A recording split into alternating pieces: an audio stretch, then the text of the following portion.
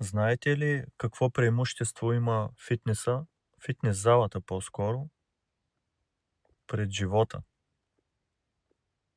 Хм, странно.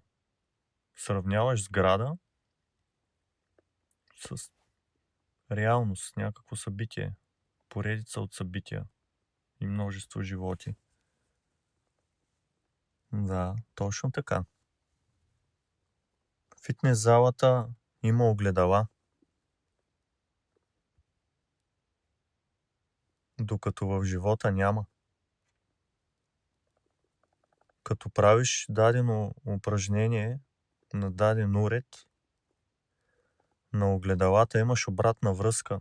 Дали това, което чувстваш, че е тялото ти, е наистина това, което трябва да бъде. Огледалата са там за справка. Проверяваш, стегнал ли си кръста, изпънал ли си краката, ramена, лакти в правилна позиция ли са, теглиш ли докъдето трябва, буташ ли докъдето трябва.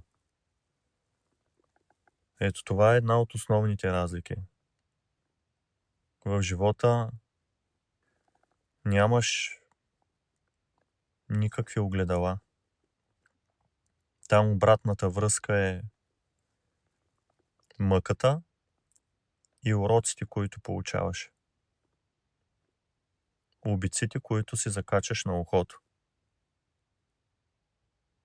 Точно в този момент идва и въпроса: